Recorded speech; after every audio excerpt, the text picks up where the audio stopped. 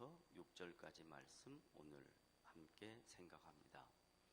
사도 바울은 에베소 교회 성도들에게 문안 인사를 마치고 난 다음에 가장 중요한 주제, 본론으로 들어가는 주제를 오늘 본문을 통해서 밝히 드러내고 있는데, 그 주제는 개혁주의 혹은 루터 이후에 개신교와 로마 천주교가 나뉘어지고 난 다음 약 500년 동안 개신교 안에 성경을 이해하는 관점에 따라서 약간씩 차이가 있습니다. 그 차이는 틀림이 아니고 다름입니다. 틀린 것은 로마 천주교와 개신교는 틀립니다. 그러나 개신교 안에 있는 성경을 해석하는 관점, 그리고 성경을 바라보는 이해, 이것이 서로 약간씩 다를 수가 있습니다. 그러면 그 약간씩 다른 것 때문에 생긴 게 뭐냐면 교단입니다. 크게 나누면 장로교, 침례교, 감리교, 오순절계통, 이렇게 크게 나눌 수 있습니다. 그러면 누가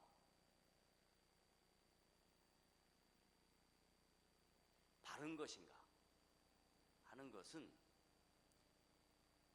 장로교도 바르지 않고, 감리교도 바르지 않고, 침례교도 바르지 않고, 오순절도 바르지 않습니다. 바른 것은 오직 성경뿐입니다.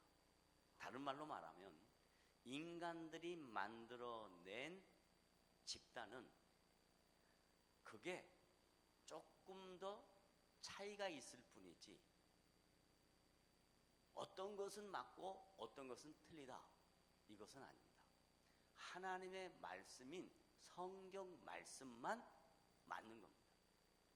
그러니까 목사는 하나님의 말씀인 성경, 정경이라고 하는 정확하게 맞는 기독교 신앙의 규범을 바르게 가르쳐주는 것이 목사의 책무입니다. 제가 장로교회 목사고 개혁주의 목사지만 나는 장로교회 편을 들거나 개혁주의 편을 들면 안 됩니다. 저는 성경에 기록된 의도를 정확하게 설명해 줘야 될 책임만 갖고 오늘 이 말씀을 전합니다. 왜 서론에 이런 얘기를 좀 장황하게 설명하냐면, 이것 때문에 서로 예수 믿는 성도들끼리 갈등이 있습니다. 어떤 갈등이냐? 장로교는 예정론을 강조하고 장로교 외에 다른 모든 교단은 인간의 행위, 열심, 감정, 이것을 강조하기 때문에 이 두 강조점의 차이로 인해서 우리끼리, 형제끼리 싸운단 말이에요. 마치 이것과 같아요. 어떤 사람은 양복을 입는 것이 잘 어울리고 맞습니다.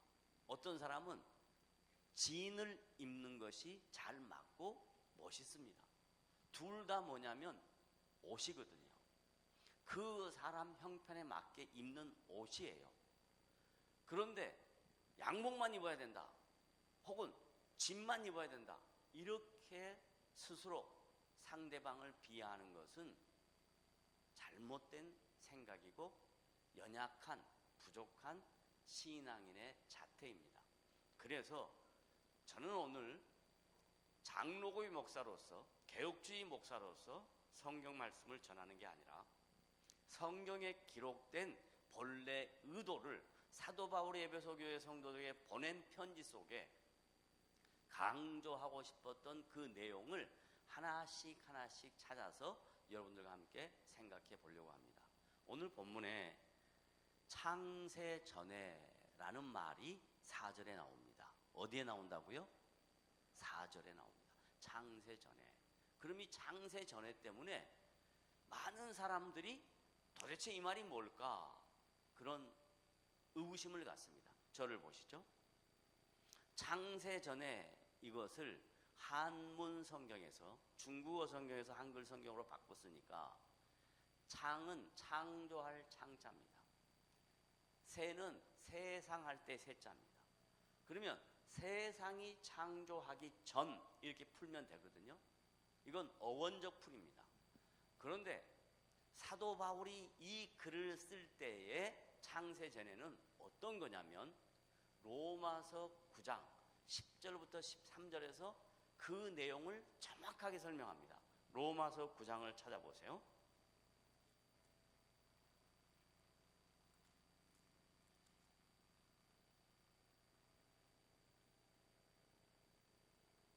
로마서 9장 전체를 다 읽으면 좋은데 시간 관계상 로마서 9장 10절부터 13절까지 우리가 함께 생각해 봅니다. 자, 함께 읽습니다. 시작. 그뿐 아니라 또한 리브가가 스톱. 리브가가 누구죠? 네? 누구라고요? 이거 이름 읽어봐야 아무 소용이 없는 거예요. 리브가가 누구예요? 리브가 야곱의 엄마. 좋아요. 리브가는 따라하세요. 이삭의 부인입니다. 그러면 잘 생각해 보세요. 이삭은 누구냐면 아브라함의 아들인데, 아브라함이 어떻게 해서 이삭을 낳냐면 자기가 육신적으로 건강해서, 아주 세속적인 표현으로 말하면 남성의 힘이 강해서 자기 노력으로, 자기 힘으로 사라와 아주 격렬한 사랑의 결과물로 이삭을 낳은 게 아니라 이 말이에요. 하나님이 아브라함의 아내 사라의 아이 낳는 것을, 태를 막았습니다. 뭐 했다고요? 태를 막으셨습니다. 그 말은 지금 아브라함이 이삭을 낳을 때에 그 이삭은 인간의 힘의 결과로 얻어진 게 아니다. 그래서 언제 낳냐? 아브라함이 100세 때, 사라가 90세 때. 여기 우리 권사님 중에 90대신 권사님 계시나요? 90대신 권사님이 안 낳는다 그러면 이게 말이 됩니까? 안 되잖아요. 다른 말로 말하면 하나님이 아브라함에게 약속한 약속을 신실하게 이행하셨다. 그래서 이삭을 낳습니다.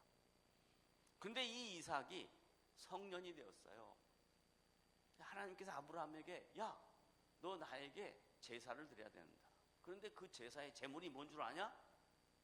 네 100세에 난 아들이다. 여러분 한번 생각해 보세요. 이삭 말고 다른 게 하나 있다면 아이고 그래 하나 드리고 하나 잘 키우지 뭐 이러면 되는데, 아니 100세에 자기 힘으로 난 게 아니라는 거 자기도 알고 부인도 합니다. 그런데 하나님이 얼마나 나쁜 분이에요. 줘놓고 뺏들어간단 말이에요. 아주 나쁜 분이에요. 그런 마음을 가질 수 있는데 아브라함이 이삭을 바치는 일에 동의를 합니다. 그래서 자기 아들에게 분명하게 사인을 주지 않았지만 이삭은 대충 감으로 잡습니다. 아버지를 따라갑니다. 순수하게 이삭은 자기가 재물이 되려고 생각합니다. 그것은 부자 간의 뜨거운 관계다, 이게 아니에요. 이삭은 오실 그리스도의 예표예요. 하나님의 아들이신 예수 그리스도가 이 땅에 오셨을 때 그는 하나님이에요. 근데 성부 하나님이 내가 너를 온 인류의 죄를 대속하는 제물로 사용하겠다. 그때 성자 예수님이 동의를 하는 겁니다. 이것처럼 이삭이 자기가 제물로 바쳐지는 것을 동의를 해요. 그래서 모리아산에 갔습니다. 묵습니다. 올립니다. 그리고 이제 제단에 불을 붙이려고 하는데 하나님께서 아브라함아, 아브라함아, 내 아들에게 손을 대지 마라. 그리고 하나님이 미리 준비해둔 제물이 있습니다. 그래서 미리 준비해 주심. 그래서 그걸 뭐라 그래요? 여호와 이레. 그런데 근데 우리는요, 신앙생활하면서 이 여호와 이레를 얼마나 많이 잘못 사용하는지 몰라요. 예를 들면 이런 거예요. 자기가 짜장면을 먹고 싶었어요. 그런데 누가 와가지고 우리 중국집 가서 짜장면 먹읍시다. 여호와 이레로 하나님이 나를 짜장면 먹이셨다 이러고 앉았어요. 그런 여호와 이레는 지금 하나님이 이삭을 제물로 바치려고 할 때 그 제물을 미리 준비한 그 제물과 성격이 다른 거예요. 그건 어쩌다 보니까 우연의 일치로 살다 보면 우연의 일치가 되게 많아요. 그런 것일 뿐입니다. 그러니까 신앙생활하면서 이 성경의 의미, 이걸 자꾸 인위적으로 자기 형편에 맞게 갖다 붙여서 사용하는 것은 신앙에 굉장한 오해를 초래할 수 있습니다. 자, 여호와 이레 따라서요. 여호와 이레는 여호와의 구원을 위하여 이미 준비된 제물이다. 짜장면이 제물입니까? 뭔 말인가 알겠죠? 자, 그래서 이제 이 이삭이 자기 부인 리브가를 만나는데 그냥 만나는 게 아니에요. 하나님이 그 정황을 또 만들어놔요. 그래서 리브가를 만나서요, 이제 임신을 하는데 그 임신에 쌍태가 있는 겁니다. 쌍태. 그러니까 쉽게 말해서 쌍둥이를 낳았다 이런 얘기가 아니고요, 하나님이 이 리브가의 쌍태를 통해서 선택과 유기, 따라하세요. 뭐가 뭐? 선택과 유기, 이 두 신앙의 기둥을 설명해 주려고 이 리브가에게 쌍태를 주신 겁니다. 하나는 선택, 하나는 뭐예요? 유기. 그러면 선택과 유기가 뭔가 이제 설명을 합니다. 다 같이 10절 읽어봅니다. 시작. 그뿐 아니라 또한 우리 리브가가 우리 조상 이삭 한 사람으로 말미암아 임신하였는데, 그 다음 넘어가요. 시작. 그 자식들이 단수의 복수예요. 자식들이 복수잖아요. 이미 쌍태란 말이에요. 쌍태. 그 자식들이, 그 다음 시작. 아직 나지도 아니하고. 그러니까 창세전에라는 말은 무슨 말이냐, 어떠한 한 인격체가 이 세상에 태어나기 전, 이런 뜻입니다. 그 다음에 한 인격체가 이 세상에 태어나서 어떤 행위를 하기 전, 이 말입니다. 그래서 우리가 이 세상에 태어나기 전에 하나님이 우리를 당신의 백성으로 미리 예정하셨다, 이런 뜻입니다. 그러니까 우리는 인생이라는 시간을 통해서 어떤 모습으로든지 예수 믿게 돼 있었어요. 어떤 사람에게는 병을 통해서, 어떤 사람은 사업을 통해서, 어떤 사람은 뭐 학교를 통해서, 어떤 사람은 친구를 통해서, 다 들어보면 다 달라요. 그런데 하나님이 우리가 나기도 전에 어떤 선한 일이나 행함이 있기 전에 우리를 당신의 백성으로 삼으셨다. 이거 깨달으면요, 얼마나 감격스러운지 몰라요. 얼마나 영광스러운지 몰라요. 이 축복이 나에게 입혔다는 게 얼마나 놀라운지 몰라요. 따라합시다. 내가 나기도 전에, 다 따라하세요. 손으로 따라하세요. 내가 나기도 전에, 행하기도 전에 하나님이 나를 사랑하셔서 선택하셨다. 이게 그 말이에요. 그 자식들이 아직도 나지 아니하고 무슨 선이나 악을 행하지 아니한 때에 택하심을 따라 되는 하나님의 뜻이, 하나님의 구원이, 나를 향한 하나님의 사랑이, 나를 향한 하나님의 계획이 기가 막힙니다. 여러분, 인생을 살아보면 이런 얘기합니다. 나이가 어느 정도 지긋하게 들면 이래요. 얘들아, 인생은 뜻대로 되지 않더라. 내가 계획한 대로 인생이 안 되더라. 그럽니다. 그건 살아보고 난 다음에 경험론입니다. 지금 성경은 경험론을 이야기하지 않아요. 뭔 이야기를 하냐면 하나님은 우리를 구원하시고 당신의 자녀 삼으시고 그 이유와 목적과 그분의 계획과 뜻이 있다. 그러니까 나를 구원하신 데는 하나님의 목적, 뜻, 계획이 있다. 따라합니다. 나를, 다시 시작. 나를 구원하신 데는 목적과 계획과 뜻이 있습니다. 그걸 아는 것이 신앙생활이에요. 근데 우리는 신앙생활을 뭘로 이해하냐면 교회생활로 이해하는 거예요. 신앙생활은 교회생활이 아니라 삶 전체, 나에게 주어진 모든 삶의 영역, 이게 신앙생활이에요. 근데 대부분 신앙생활을 어디서 하냐면 교회 와서 해요. 교회에서. 교회는 딱 오면 예배 1시간 드리고 가면 끝이에요. 그러면 예배 드릴 때 하나님 생각하고 예배 끝나고 딱 문 밖에 나가면 그 다음부터는 하나님 다 없어지고 돈 이러고 살아요. 그게 아니라 신앙생활은 내가 삶의 현장에서 무슨 일을 하든지 하나님이 나와 함께하고 계시는구나. 이걸 믿고 사는 거예요. 따라합시다. 내 삶 속에 누가 함께 하신다? 하나님이 함께 하신다. 자, 그래서 다시 11절로 가면 하나님의 뜻이 행위로 말미암지 않고 오직 부르시는 이로 말미암아 서게 하려 함이라. 부르시는 이 하나님이에요. 하나님으로 말미암아 우리를 서게 했다. 여기 선다 하는 말은 굉장히 중요한 말인데요. 그냥 서는 게 아니라 앉았다가 일어난다, 이게 선다라는 행위인데 그 말이 아니라 우리를 하나님의 자녀로 삼으시고 우리가 자녀답게 세워질 때까지 그분이 우리의 인생 속에 간섭하시겠다. 우리를 구원해내시고 우리를 천국에 부를 때까지 주님이 우리 인생 속에 개입하시겠다 하는 하나님의 의지입니다. 이 하나님의 의지 때문에 우리가 견디고 사는 거예요. 그 다음 12절 시작. 리브가에게 이르시되 큰 자가 어린 자를 섬긴다. 자, 그러면 큰 자가 누구예요? 큰 자가 누구예요? 키 큰 사람? 작은 자, 키 작은 사람? 누구예요? 큰 자. 에서.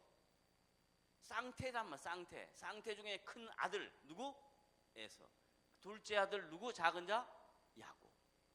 그런데요, 야곱의 이름의 뜻이 뭔 줄 압니까? 속임수예요. 속임수. 야곱은 발꿈치를 잡고 태어날 때부터, 그때부터 속임이 그의 삶의 전부였어요. 그러면 구원이 행위로 얻어지는 거라면 에서처럼 충직하고 아버지 곁에서 떠나지 아니하고 장자의 본분을 다 지키고, 그런데 하나님은 당신의 사랑과 당신의 계획과 당신의 구원을 누구에게 베푸냐? 야곱에게 베푼단 말이에요. 그래서 여기서 우리가 얻을 수 있는 답은 뭐냐면 구원은 인간의 이성으로 이해가 안 된다. 따라하세요. 구원은 인간의 이성으로 납득이 된다. 납득이 안 된다는 거라니까. 그래서 그걸 뭐라 그러냐? 은혜라 그러는 거예요. 거저 받은 선물이기 때문에 은혜라 그러는 거예요. 오늘 나에게 구원이 임한 것이 하나님의 은혜입니다. 하나님의 은혜입니다. 내 모습 내가 너무 잘하는데 나는 구원 받을 만한 자격이 없습니다. 그런데 하나님은 나에게 당신의 그 크신 사랑으로 찾아오셔서 나를 당신의 백성 삼으셨어요. 그래서 이 큰 자 에서가 작은 자 야곱을 섬기는데 언제까지 섬기냐? 이 세상 종말이 임할 때까지, 주의 재림할 때까지 섬깁니다. 그게 역사예요. 기독교 신앙은요, 역사 밖에서 이루어진 게 아니고 역사 안에서 이루어진 겁니다. 야곱이라는 사람이 살았고 에서라는 사람이 살았어요. 그들이 땅을 영토를 차지했어요. 그들이 영토를 가졌어요. 그들이 소유를 가졌어요. 네? 에서의 후예는 누구냐? 지금 이슬람입니다. 야곱의 후예는 누구냐? 신자들입니다. 그러면 끝까지 싸우는 거예요. 왜 싸우냐? 큰 자가 작은 자를 섬기려고 하니까 성질이 나거든요. 내가 뭘 잘못했는데. 그런데 역사는 분명하게 우리에게 가르칩니다. 하나님이 내가 야곱을 사랑하겠다. 그 다음 말씀 나와요. 13절 시작. 기록된 바 내가 야곱은 사랑하고 에서는 미워하였다. 이 미워하였다 이 말을 다른 말로 말하면 육이 내버려 두신다. 하나님이 내버려 두신다. 관심 밖이다 이 말이에요. 우리는 관심 안에 있다 이런 뜻이고요. 이 얼마나 놀라운 일입니까? 이것을 사도 바울의 에베소 교회 성도들에게 편지를 쓰면서 야 너희들이 얼마나 영광스러운 존재인 줄 아느냐? 너희들이 얼마나 축복받은 존재인 줄 아느냐? 그러니까 찬송해야 된다. 그게 지난주의 말씀이에요. 그래서 너희들이 하늘에 속한 모든 신비한 복을 받았다. 그게 지난주의 말씀이에요. 오늘 말씀은 우리가 창세 전에 예정이 됐다는데 그 말이 뭔 말이냐? 로마서 9장 10절로부터 13절을 통해서 제가 쭉 이제 설명을 했습니다. 그 다음 구원을 하고 난 다음에 하나님이 우리를 당신의 백성으로 삼으신 다음에 그 다음에 무슨 계획이 있는가? 무슨 목적이 있는가? 그걸 그 다음 말씀에 썼습니다. 다 같이 4절 계속 읽습니다. 처음부터 시작. 곧 창세 전에 그리스도 안에서 우리를 택하사. 그 다음부터 봐요. 시작. 우리로 사랑 안에서 그 앞에 거룩하고 흠이 없게 하려고. 뭐하게? 거룩하고 흠이 없게. 이러면 우리는 자꾸 동양적 사고를 어떻게 생각하냐면 윤리, 도덕으로 생각합니다. 거룩이라는 말은 성경에서 가르치는 거룩이라는 말은 윤리와 도덕을 넘어섭니다. 왜 그 넘어서냐? 윤리와 도덕은 상대적인 것이요. 그런데 거룩은 구별되는 것이에요. 그래서 완전히 차별되는 겁니다. 세상 사람들이 이해하고 있는 가치 기준, 거기에서 벗어난 기준, 벗어난 가치. 예를 들면 세상 사람들은 무슨 일인지 상대적인 비교를 통해서 진위를 가립니다. 근데 우리는 진위를 가릴 때 내 눈에 보이는 가견적인 것 갖고 진위를 가리지 아니하고 성경에서 말씀하는 하나님의 말씀을 가지고 진위를 가리는 겁니다. 그러니까 세상 사람들이 생각하는 가치와 기독교인이 생각하는 가치가 달라야 되는 겁니다. 근데 지금 우리가 신앙생활하는 모든 성도들은 세상 사람들의 가치나 기독교인의 가치가 다 똑같아요. 어떻게 똑같냐? 전부 다 세속적이에요. 전부 다 인본적이에요. 전부 다 자기중심이에요. 근데 예수를 믿는다는 것은 자기중심이 아니라 내 인생이 하나님 앞에 있다는 거예요. 내 인생이 그분의 손안에 있다는 거예요. 내가 살아가면서 내 삶의 모든 것이 그분의 영광을 위하여 산다는 것입니다. 이게 예수 믿는 거예요. 이게 구별되는 것이요. 자, 고린도전서 10장 31절. 다 같이 고린도전서 10장 31절.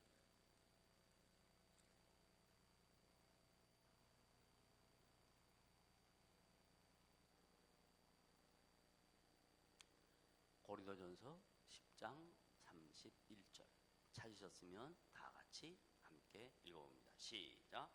그런즉 너희가 먹든지 마시든지. 자 봐봐요. 먹든지 마시든지 이 말이 뭔 말일까요? 밥 먹을 때? 술 마실 때? 이게 뭘 말일까요? 먹든지 마시든지 뭔 말일까요? 에? 모든 삶의 영역. 에? 다른 말로 말하면 사람에게는 먹고 마시는 것이 굉장히 중요하다 이 말이에요. 그때 당시에 지금도 역시 먹고 마시는 게 굉장히 중요해요. 잘 먹어야 되고 좋은 것 마셔야 돼요. 잘못 음식 먹고 잘못된 거 마시면 내 몸에 좋지 않아요. 그런데 너희가 먹든지 마시든지, 그 다음 시작, 무엇을 하든지, 거기에 다 걸리죠. 그 다음에 다 뭐요? 하나님의 영광을 위하여 하라. 이게 거룩입니다. 이게 거룩입니다. 그런데 우리는 자꾸 거룩을 뭘로 생각하냐면, 거룩의 대상은 우리 목사님, 그리고 성경 다 끼고 다니는 그 어떤 예절 바른 행위, 그 안에는 더러운 걸로 꽉 차 있는데 그것을 거룩이라고 생각해요. 아니요. 거룩이라는 것은 구별된 가치, 차별된 생각. 그 차별된 생각과 구별된 가치가 뭐냐? 나는 먹어도 마셔도 무엇을 하든지 하나님의 영광을 위하여 한다. 공부? 나에게 주어진 모든 삶의 영역 하나님의 영광을 위하여 한다. 이게 거룩입니다. 그 다음에 흠이 없게 한다 하는 말은 뭔 말이냐? 우리는 흠투성이거든요. 여러분 예를 들면 차에 여러 가지 이물질이 붙었어요. 오물들이 있어요. 그래서 기름 넣고 쫙 들어가서 쫙 세차합니다. 그러면 딱 나오면 다 깨끗한 차 돼 있는 것 같죠? 아니에요. 그게 씻어내지 못하는 흠들이 곧 다 있어요. 우리가요, 예수 믿고 구원을 받고 하나님의 자녀가 되어도 완전 무결한 사람이 되지 않습니다. 우리는 예수 믿고 죽을 때까지 내 안에 흠투성이에요. 문제점 투성이에요. 그것을 하나님이 우리의 인생을 통해서 조금씩 흠이 없게 만드시겠대요. 그렇게 만들어져 가는 거예요, 우리가. 그러니까 완전한 사람은 아무도 없어요. 그래서 아까 서론에 이야기한 것처럼 인간들이 만들어낸 교단, 거기서 자기들이 맞다고 주장하는 그 편견, 이건 틀렸다 이 말이에요. 우리 모두 다는 흠이 있어요. 모두 다. 그래서 상대방의 좋은 점은 받아들여야 돼요. 우리의 좋은 점은 자랑할 게 아니라 나누어 줘야 돼요. 개혁주의의 좋은 점, 성경을 강조하는 사람들의 좋은 점, 하나님의 뜻이 정확하게 뭔지를 설명해 줘요. 근데 부족한 점이 있어요. 이상하게 장로교인들은요, 박수치라면 박수를 못 쳐요. 아멘을 하면 아멘을 못 해요. 근데요, 오순절 가면요, 거기는 하나님의 뜻이 뭔지도 몰라요. 무조건 나와서 할렐루야 그러면 전부 다 그냥 아멘 그럽니다. 저는 오늘 아침에 금식했습니다 그러면 할렐루야 그러면 아멘 그럽니다. 이 차이가 있는 거예요. 이 차이가. 이 사람들은 입에다가 할렐루야 아멘을 달고 살아요. 장로교인들은 할렐루야 그러면 쪽팔려가지고요, 말도 못하고 이래요. 아멘 하려고 그러면 쑥쑥쑥 들어가요. 왜? 자기가 그렇게 못한다는 걸 자기가 아니까. 그거 아니에요. 우리가 흠이 없어서 할렐루야 아멘 되는 게 아니고, 흠이 있어도 문제가 있어도 나는 하나님의 이름을 높입니다. 부족하지만 하나님의 이름을 높입니다. 그게 오늘 주보에 나와 있는 사람들, 구약의 믿음의 영웅들, 아브라함, 그 다음에 야곱, 그 다음에 다윗입니다. 이 아브라함 얼마나 참 말도 안 되는 짓을 한 줄 아십니까? 아비멜렉 왕 앞에 가가지고 자기 부인이라고 말을 못해요. 자기 누이라고 해요. 이런 말도 안 된 게 어디 있습니까? 야곱 처음부터 끝까지 그의 인생은 거의 속임수의 인생이에요.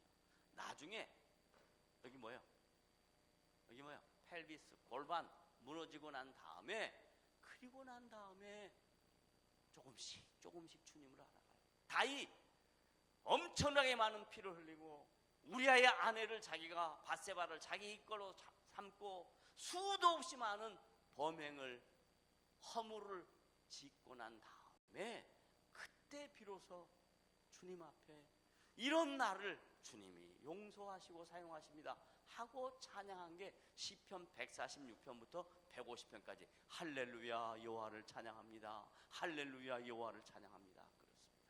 우리가 흠이 없어서 할렐루야 하는 게 아니고, 흠이 있고 부족하고 문제가 있어도 하나님이 나를 구원하신 그 구원의 감격과 그 축복과 영광이 너무 커서 사도 바울이 에베소 교회 성도들한테 얘기하는 거예요. 사랑하는 신실한 에베소 교회 성도들아, 우리가 하나님을 찬양하자. 다 같이 따라합시다. 손 들어봐요. 높이 들어봐요. 높이 들어. 할렐루야. 다시 할렐루야. 내리세요. 이렇게 매번 하자는 이야기 아니에요. 이런 말씀을 들을 때 그래 그렇구나. 나같이 힘이 많고 연약한 우리를 하나님이 구원해내시고 여기까지 인도해 주구나. 할렐루야. 주님을 인정합니다. 그러다가 찬양을 부르는데 그 찬양이 자기 마음에 감동으로 오는 거예요. 그러면 저절로 손이 올라가요. 손이 올라가요. 저절로. 그런데 이런 찬양 있어. 손을 높이 들고 주를 찬양 있죠. 그런데 그 찬양 부르면서 손은 점점 내려가요. 어떤 사람은요, 무슨 찬양인지 부를 때 손이 올라가요. 주여, 주님을 높입니다. 주님을 높입니다. 아무도 안 봐요. 자기가 주님을 높입니다. 주님을 높입니다. 자, 오늘 에베소서 1장 3절부터 6절까지 가장 중요한 개신교 신앙에서 로마 카톨릭과 가장 다른 것은, 로마 카톨릭은 행위로 구원을 받는다라고 얘기합니다. 기독교는, 개신교는 행위로 구원받는 게 아니다라고 얘기해요. 이게 차이입니다. 그러니까 맞고 틀린 겁니다, 이것은. 그런데 은혜로 구원받는다, 하나님의 사랑과 하나님의 선물로 구원받는다 하는 것은 믿는데, 그것에 강조하는 바가 서로 좀 다를 때 교단이 나누어져요. 그러나 오늘처럼 이 본문을 그렇게 해석을 하면 나눠질 이유가 없어요. 너희들 잘하는 거 있다, 우리들 부족한 거 있다, 서로 보완하자, 이러면 되는 겁니다. 제가 이런 얘기를 하고 나면, 예를 들면 저의 설교를 듣는 여러 사람들이 있습니다. 또 저희 신학교 후배 목사님들이 있습니다. 그러면 저 설교를 듣고 또 분명히 연락 올 겁니다. 목사님, 개혁주의 아니에요. 개혁주의는 그렇게 말하는 거 아니에요. 순복음 틀렸다고 얘기해야 돼요. 이렇게 얘기할 겁니다. 저는 그렇지 않습니다. 저는 성경이, 다윗이 하나님의 은혜에 감사할 때 그가 손을 높이 들고 찬양할 때 그 찬양에 정신을 잃고 넋을 잃어서 자기 바지가 내려가는 것도 모를 정도로 찬양하는 그 감격, 우리에게는 너무너무 없다 이거예요. 마지막입니다. 제가 93년도 겨울에 리버티 세미너리라고 하는 린치버그, 버지니아에 있는 조그마한 소도시에 제리 포엘 목사님이 유치원부터 만들어가지고 큰 교정에 세미너리까지, 대학교부터 시작해서 세미너리까지 있는 학교에 박사과정 공부를 하러 갔습니다. 갔는데 너무 놀란 게, 저는 장로교이니까 미국 장로교회를 갔습니다. 갔더니요, 전부 다 화이트 피플, 백인밖에 없어요. 그리고 멋지게 넥타이 딱 매고 여자고 남자고 전부 다 멋져요. 목사님은 저 강당 꼭대기 저쪽에 딱 서서 올라가가지고요, 예배를 드리는데요, 전부 다 고결해요. 제가 처음 갔잖아요. 옐로우 피플에 갔잖아요. 그럼 어때야 돼요? 교회에서? 아유, 어디서 오셨습니까? 적어도 이런 말을 할 수 있잖아. Where I come from. 그럼 제가 못하는 영어지만 I come from South Korea 이렇게 했을 거 아니에요. 그런데 묻지도 않아요. 눈 한 번 마주치지도 않아요. 커피 한 잔 마시란 말도 하지 않아요. 제가 얼마나 충격을 받았는지 모릅니다. 그리고 그 다음 주에 토마스 로드 배프티스트 처치, 제리 포엘 목사님 하는 교회에 갔어요. 근데 너무너무 웃겼습니다. 양복 입고 온 사람은 거의 없어요.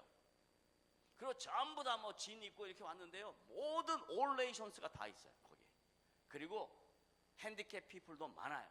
제가 왜 여기에 핸디캡 피플 하신 분들 앞에다 오라 그런 줄 아십니까? 거기서 배웠어요.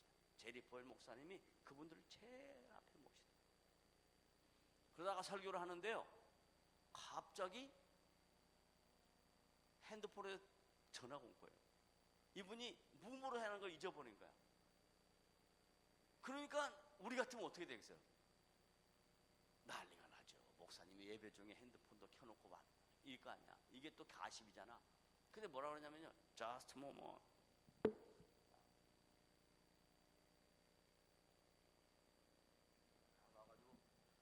여러분, 하나님보다 더 위대한 사람으로부터 전화가 왔습니다. 그러니까 얼마나 멋있습니까? 사람은 실수할 수 있거든요. 그러니까 분위기가 완전히 달라요. 예배를 끝났습니다. 끝났더니 여러 곳에서 와가지고 저한테 어디서 왔냐고, 한국에서 와가지고 지금 공부하러 왔다 그러니까, 아이고 우리 집에 데리고 가서 밥. 깜짝 놀랐습니다. 저는 수도 없이 그런 많은 경험을 했어요. 호주의 침례교회에서 아울리치를 나갔는데 세상에 제가 그 집에 손님으로 갔잖아요. 그런데 그 집에 제일 좋은 방을 저를 주는데요, 문을 딱 열면 약 몇만 평짜리 호수가 있고요, 그 집 앞에 딱 보트가 있어요. 그 제일 좋은 방을 자기 부부들이 다 저를 위해 쓰라고 딱 주는 거예요. 그리고 첫날 저녁에 밥을 먹는데요, 밥을 했어요. 밥을. 근데 이 밥을 한 번도 안 해봐가지고 자기들이 쌀도 사갖고 오고, 저기 밥하는 거 뭐죠? 전기 밥솥이라 그랬죠? 전기 밥솥 하는데 물을 못 맞춰가지고 죽이 됐어요. 제가 얼마나 놀란 줄 아십니까? 이게 믿는 사람들의 넉넉함입니다. 네? 왜?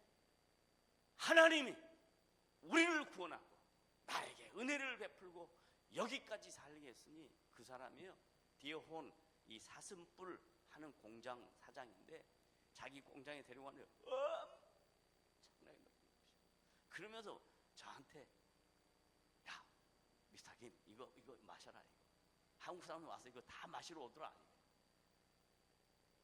여러분, 신앙이라는 것은 하나님이 우리를 구원해 내시고 흠없게 하고 거룩하게 한다는 말이 윤리와 도덕으로 머물면 망합니다. 거룩은 뭐냐? 세상의 가치와 다른 가치관. 흠이 없게 한다는 건 뭔 말이냐? 내가 흠이 있다는 것을 인정하고 점점점 주님을 닮아가 보려고 노력하는 삶. 그래서 마음을 넓히는 삶. 이것이 우리를 부르신 목적이다 라고 얘기합니다. 여러분을 예수 믿게 하신 목적이에요. 여러분을 선택하신 목적이에요. 그런데 선택받은 내가, 구원받은 내가 전혀 그거 깨닫지 못하고 엉뚱한 짓 하면 성령이 탄식합니다. 여러분 따라 하십시다. 나는, 큰 소리를 하세요. 나는 아침밥도 안 먹었어요. 그러면 저 순복 없는 할렐루야 그런다니까요. 나는 하나님의 영광을 위하여 살 것입니다. 계속 도전을 받을 것입니다. 여러분 스스로에게 정말이야? 물어볼 겁니다. 그래, 나는 하나님의 영광을 위하여 살 것이야. 기도하겠습니다. 하나님 아버지 감사합니다. 오늘도 우리에게 주님과 또 동행하며 성도로서의